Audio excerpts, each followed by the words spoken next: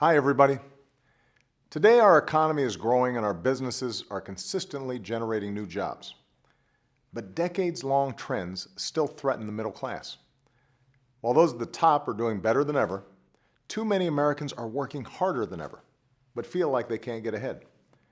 That's why the budget I sent Congress earlier this year is built on the idea of opportunity for all.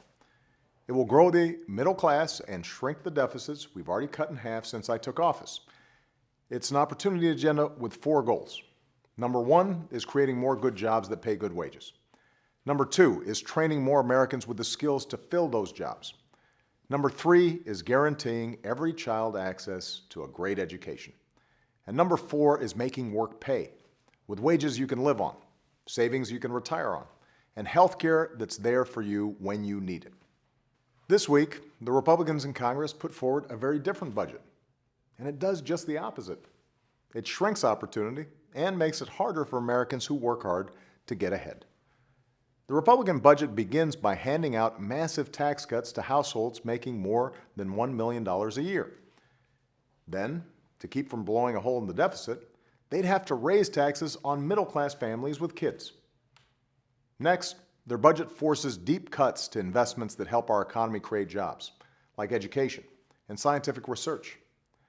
Now, they won't tell you where these cuts will fall exactly, but compared to my budget, if they cut everything evenly, then within a few years, about 170,000 kids will be cut from early childhood education programs.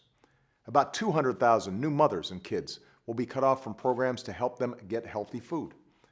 Schools across the country will lose funding that supports 21,000 special education teachers. And if they want to make smaller cuts to one of these areas, that means larger cuts in others. Not surprisingly, the Republican budget also tries to repeal the Affordable Care Act, even though that would take away health coverage from the more than 7 million Americans who've done the responsible thing and signed up to buy health insurance. And for good measure, the Republican budget guts the rules we put in place to protect the middle class from another financial crisis, like the one we've had to fight so hard to recover from. Policies that benefit a fortunate few while making it harder for working Americans to succeed, that's not what we need right now. Our economy doesn't grow best from the top down. It grows best from the middle out.